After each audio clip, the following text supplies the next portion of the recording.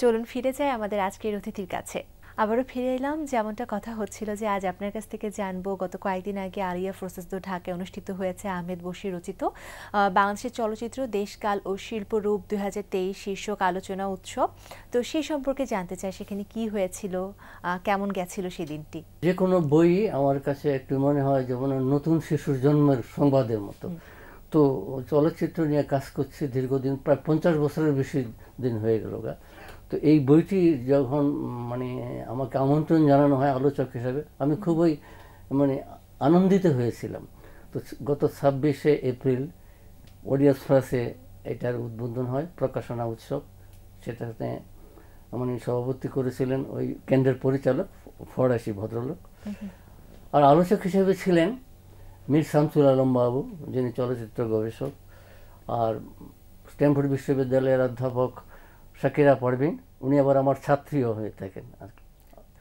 আরেকজন কাজল রশিদ, ডেইলি স্টারের, আর লেখক আহমদ বশির সাহেব ছিল। তো এটি আমার জন্য পরম আনন্দের যে আহমদ বশিরকে আমি জানি অন্যভাবে। সে 75-76 সালে আমরা চলচ্চিত্র নামক একটি পত্রপত্রিকার সঙ্গে জড়িত ছিলাম, এবং সিনেপল নামে একটি চলচ্চিত্র সংসদ আমরা করতাম এর সঙ্গে, এবং ওইটার সঙ্গে আরও অনেকেই জড়িত ছিলেন, যেমন খালেদ হায়দার, ওই সময় তুখোর সমালোচক এবং চলচ্চিত্র সংসদ কর্মী সালাউদ্দিন মাহমুদ খসরু, আরও অনেকেই জড়িত ছিলেন। আবার ফারুক আহমদ, টিসিবির একজন কর্মকর্তা, তিনিও ছিলেন শিল্প মনস্ক। তো সেই সূত্রে তার সঙ্গে আহমদ বশিরের সঙ্গে আমার পরিচয়। এবং আহমদ বশিরকে দেখতাম যে ওনার যে দৃষ্টিভঙ্গি একটু আলাদা, অন্যরকম, এবং তীক্ষ্ণ ভাষায় কথা বলেন। এবং তার যদি বেসিক্যালি উনি কিন্তু আসলে একজন আর কি কথা শিল্পী, এবং তার যে বইয়ের নামগুলো যদি আপনি শুনেন, আমি একটু জানাচ্ছি, অবশ্যই একটু ব্যতিক্রম ধর্মী। যেমন তার যে অন্য পটভূমি 81 সালে প্রথম প্রকাশিত গল্প গ্রন্থ, এটা পুরস্কার পেয়েছিল। 83 সালে প্রকাশিত হয় নায়ক কাপুরুষ। আপনি লক্ষ্য করেন যে নায়ক আবার কাপুরুষ, এই যে নামায়ণ, তার মধ্যে ব্যতিক্রমী সত্তা রয়েছে। আরেকটি উপন্যাস উরুরুং চুরুরুং খেলা, এই যে ল্যাঙ্গুয়েজ, এই যে শব্দের খেলা, শব্দময় তার খেলা, এটি উনি করতেন। তারপর তার আরও একটা বই আছে যে 1973-এর একটি সকাল, আরেকটা হচ্ছে স্বাধীনতার পরের এক পরাধীনতা। এই যে পজিটিভের সঙ্গে নেগেটিভ শব্দের ব্যবহার, সেটা কিন্তু তিনি করেছেন। তিথিডোর, মুক্তিযুদ্ধের একটি উপন্যাস হতে পারত, এটি একটি নাম, এত বড় নাম বোধহয় কারো থাকে না। তারপরে আরও আছে যেমন অবাস্তব বাস্তব। তো এইরকম উনি ব্যতিক্রম ধর্মী কমেন্ট করতেন, আমি এনজয় করতাম। তো হঠাৎ করে আমি জানতে পারলাম যে তিনি চলচ্চিত্রের উপর একটি গ্রন্থ লিখেছেন। আমি বিস্মিত হলাম আর কি। তারপরে এটি পড়ার পর আমি দেখলাম যে তার যে এই চলচ্চিত্র নিয়ে যে মূল্যায়ন এবং তার যে কি বলে, তার যে জ্ঞানের মানচিত্র, সেটা সে বাংলাদেশে সে দেলোয়ার জাহান জন্টু থেকে শুরু করে সেই কিউবার টমাস ঘতিয়ার আলিয়া পর্যন্ত বিস্তৃত। এটি যখন আলোচনা হলো, বিভিন্নভাবে লেখক সমালোচকরা করলেন, আমি খুব এনজয় করলাম। আমি নিজেও সেখানে ছিল। এটি আমার জন্য একটা বিরাট আনন্দদায়ক ঘটনা ছিল সেদিন আর কি। তার বশিরের বইটি নানা কারণে উল্লেখযোগ্য যে তিনি একটা গভীর দৃষ্টি দিয়ে অবলোকন করেছেন বাংলাদেশের চলচ্চিত্রকে, 60 বছরের চলচ্চিত্রকে। আপনি যেটা বললেন যে পুরো বইয়ের ভিতরে আসলে মূল্যায়ন করা হয়েছে অনেক বিষয় নিয়ে, অনেক কথা নিয়ে, তো বিষয়বস্তু বা আসলে অধ্যায় ভিত্তিক কি কি বিষয় উঠে এসেছে এই বইটিতে? এই যে বইটিতে এই কয়েকটি অধ্যায়ের সংখ্যা খুব কম। বইটিতে আছে একটা আছে পূর্ব কথা, লেখক নিজের কথা লিখেছেন, পরিভাষা তৈরি করেছেন লেখক কিছু নিজে।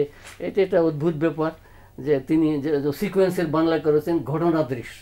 আমরা হয়তো সিকোয়েন্স অন্য দৃশ্য পরম্পরা বলি, শর্টকে উনি বলেছেন দৃশ্য। এই যে অর্থ দিয়ে শুরু করেছেন, এটা আমার কাছে ভালো লেগেছে। প্রথম অধ্যায় অবতরণিকা এবং বাংলাদেশের চলচ্চিত্র কখন শুরু হয়েছে, সেই 1898 সালে ঢাকায় প্রথম ছবি দেখানো হয়। তারপরে ঢাকায় 31 সালে ছবি নির্মাণ হয় নব পরিবারের উদ্যোগে। আবার তারপর এই বেঙ্গলের এই বাংলার যে মুসলমান সম্প্রদায়ের নানা কারণে চলচ্চিত্র জড়িত হতো, তারা কলকাতায় ছবি করতে যেতে হতো এবং তাদেরকে ছদ্মনামের আড়ালে লুকিয়ে থাকতে হতো। যেমন ওবায়দুল হক, বিখ্যাত সাংবাদিক, তিনি হিমাদ্রি চৌধুরীর ছদ্মনামে অভিনয় করেছেন। আমরা জানি যে ফতেল ওয়ানি উনি কিরণ কুমার সদ্য নামে অভিনয় করেছেন, এইসব বিষয়গুলো তিনি সেখানে এনেছেন। এখানে 1956 সাল থেকে 1965 সাল একটি পর্ব করেছেন, আবার 1966 সাল থেকে 71 পর্যন্ত একটি পর্ব, আবার 72 থেকে 1998 পর্যন্ত একটি আরেকটি পর্ব হচ্ছে 1999 থেকে 217, এই যে 47 থেকে মানে 1947 থেকে 2017 পর্যন্ত বইয়ের পটভূমি। 145 পৃষ্ঠায় তিনি প্রতিটি সময় কাল ধরে একটু বিশ্লেষণ করেছেন। বিশ্লেষণের ধারাটি হচ্ছে তার এই অন্যান্য, আমি তো গবেষকদের দেখেছি বইটই, যে সমস্ত বইগুলো সবাই অন্যের উদ্ধৃতি দেয়, এবং অন্য যদি কেউ ভুল করে, যে একটি ছবির নাম যদি ভুল করে, সেটা সমস্ত পিএইচডি গবেষকরা সেই ভুল উদ্ধৃতি দিতে থাকে। কিন্তু মাহমুদ বশির প্রত্যেকটি ছবি দেখেছেন এবং দেখে তাকে অবলোকন করেছেন এবং বর্ণনা করেছেন। এবং আমি জানি না অনেকেই দেখেছি কিনা, জাগুয়া সাগরের নামে একটি ছবি হয়েছিল পদ্মা নদীর মাঝে অবলম্বনে, সেটি তখন মস্কোতে পুরস্কার পেয়েছিল, ঢাকাতেই হয়েছিল, উর্দু ভাষায় অভিচ্ছ। এবং এই ছবির যে বর্ণনা উনি দিয়েছেন, নদীর পানির ঢেউর শব্দ, পাখির শব্দ, মাছই করছে, মাছের শব্দ, এই যে শব্দ নিয়ে অবশ্যই করছেন, এটা তার পক্ষে সম্ভব হয়েছে তিনি কথাশিল্পী বলেই। তো ঠিক তেমনি আমজাদ হোসেনের ছবি নিয়েও তিনি আলোচনা করেছেন বিস্তৃতভাবে। এখানে তিনি একটা জায়গায় খুব সুন্দর মন্তব্য করেছেন যে এখানে ভাত চুরির একটি ঘটনা আছে। আপনারা জানেন মাছে ভাতে বাঙালি, আমজাদ হোসেনের ভাত দিয়ে ছবিতে আর কি, যে একটা ভাত চুরি করা হয় তার বাচ্চার জন্য আর কি, মাছ চুরি করে সেই জন্য তার অপরাধী হয়। এই ভাতের কথা কিন্তু চর্যাপদেও আছে।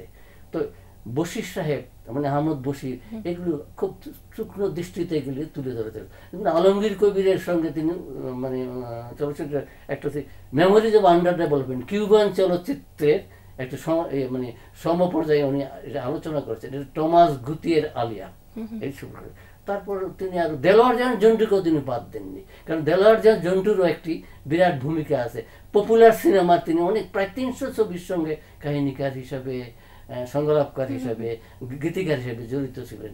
এবং এই জহির রায়হানের জীবন থেকে নেয়াকেও তিনি বিশ্লেষণ করেছেন এখানে। তারপর আমাদের যে নার্গিস আক্তার বিখ্যাত পরিচালক, আবার আমাদের মোর্শেদুল ইসলাম, তানভীর মোকাম্মেল, আবু সায়েদ, মানে যারা মানে এখানকার মানে ভালো ছবি নির্মাণ করেছেন, যাকে সামাজিক অঙ্গীকারের চলচ্চিত্র নির্মাণ, সেই সমস্ত ছবিগুলো নিয়ে তিনি আলোচনা করেছেন। সারেং বউ নিয়ে আলোচনা করেছেন। মুখোমুখুস প্রথম ছবি এদেশের। তার আলোচনার মূল কেন্দ্রবিন্দু হচ্ছে যে বাংলাদেশকে কিভাবে খুঁজে পাওয়া যাচ্ছে, বাংলাদেশের নদী, বাংলাদেশের পাখি, কাক, ময়না, মাছ, তারপর এই সকাল, এই বিষয়গুলো উনি এই যে দেশ বলা হচ্ছে, দেশ বলতে তো শুধু একটা ভূখণ্ড না, যে ঐতিহ্য, ইয়েস, তার যে চারপাশের জিনিসগুলো তিনি দেখে দেখে সব মানে প্রত্যেকটি শট দেখে দেখে উনি নিজে চোখে দেখে অবলোকন করে তারপরে লিখেছেন। অন্যরা যেমন অন্যের উদ্ধৃতি দিয়েছেন সেটা না, কিন্তু সেই সঙ্গে তিনি আবার বিচার বিশ্লেষণ করার চেষ্টা করেছেন পৃথিবীর অন্যান্য দেশের চলচ্চিত্রের তাত্ত্বিকদের মাধ্যমে আর কি। এটি আমার কাছে ভালো লেগেছে আর কি। এই পয়েন্ট তরুণদের কথা বলেছেন যে আমাদের দেশের তরুণরা নতুন কিছু করার চেষ্টা করতেছে, যেটা 80 দশকের ভালো যেটা শর্ট ফিল্ম মুভমেন্ট থেকে শুরু হয়েছে, সেই কথাটা এনেছেন। আমাদের মুস্তাফা সরওয়ার ফারুকের কথা বলেছেন এখানে আর কি। আরও অনেক নিত্য নতুনরা আসছে, তারা চেষ্টা করছেন বাংলাদেশের জীবন, সমাজ, সংস্কৃতিকে চলচ্চিত্রের মাধ্যমে তুলে ধরার জন্য। মোদ্দা কথা, উনি আমার দেশপ্রেমিক দৃষ্টিতে তিনি তার এই গ্রন্থটি লিখেছেন এবং সে আমার দেশের কথা বলতে চেয়েছেন। এবং চলচ্চিত্র ওই যে খুঁজে খুঁজে বের করেছেন কোথায় বৃষ্টির শব্দ শোনা যায়, পাখির শব্দ শোনা যায়, সেই জিনিসগুলো এখানে অর্থাৎ দেশকে কিভাবে আসলে অন্যদের কাছে তুলে ধরা যায় কতটা সুন্দরভাবে সবকিছু উঠে এসেছে একটি বইয়ের মাধ্যমে।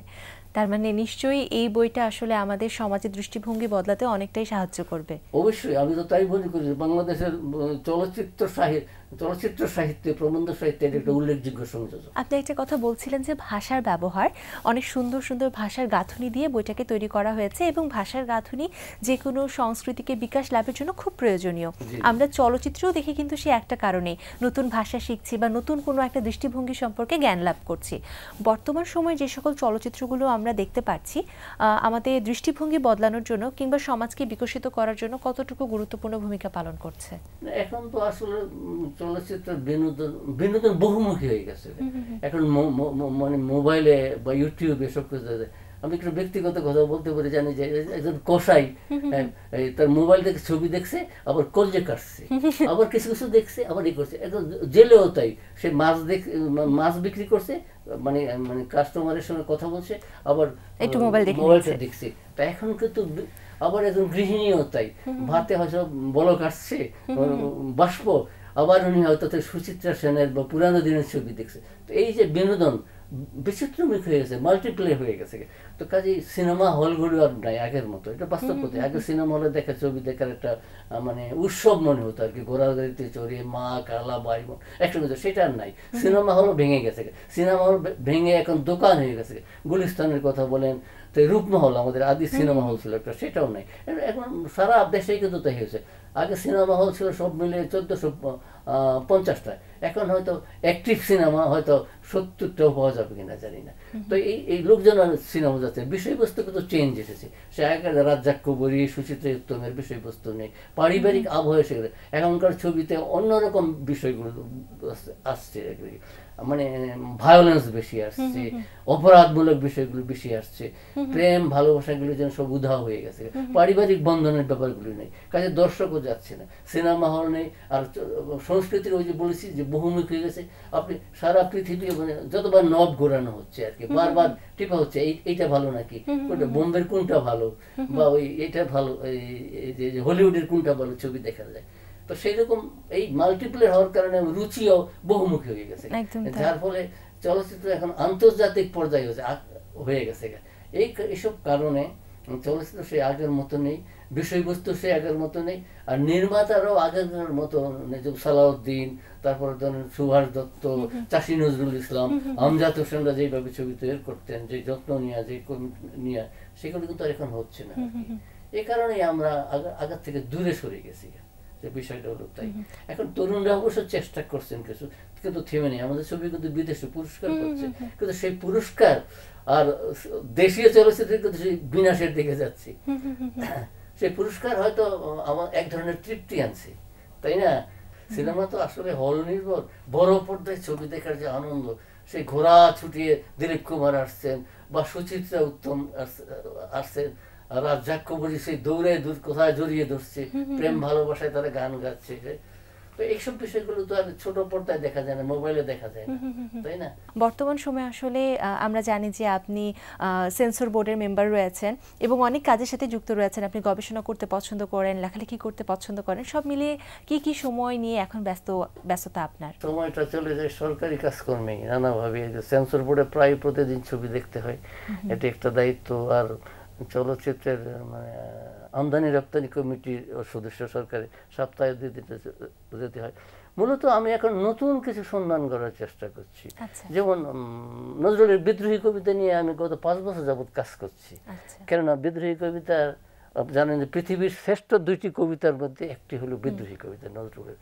এবং সেই বিদ্রোহী কবিতা যে প্রথম ছাপা হয়েছিল যেই পত্রিকায়, মুসলিম ভারত, সেই মানে 1921 সালে আমি সেই ভার্সনটা সংগ্রহ করেছি। এবং তারপরে ছাপা হয়েছিল বিজলি নামক একটি পত্রিকা, সেটা অবশ্য পাওয়া যায় না। তারপরে নজরুল সম্পাদিত ধূমকেতু যে পত্রিকাটা রিপ্রিন্ট হয়েছে, সেই ভার্সনটাও নজরুল সম্পাদিত, সেটা সংগ্রহ করছি। এই কারণে সবাই বলে যে এই পত্রিকাটা কবিতাটা প্রথম ছাপা হয়েছিল বিজলি পত্রিকায়। কিন্তু আমি দেখলাম যে সন্তানকে বিজলি ছাপা হয়েছে পৌষ মাসে, আর মুসলিম ভারতে ছাপা হয়েছে কার্তিক মাসে। তো কার্তিক মাস আগে না পৌষ মাস আগে? আমার বক্তব্য বলে সেটা ওইখানে যে কিছু অসঙ্গতি আছে, সেই অসঙ্গতিগুলি প্রামাণিকভাবে তুলে ধরতে চেষ্টা করছি।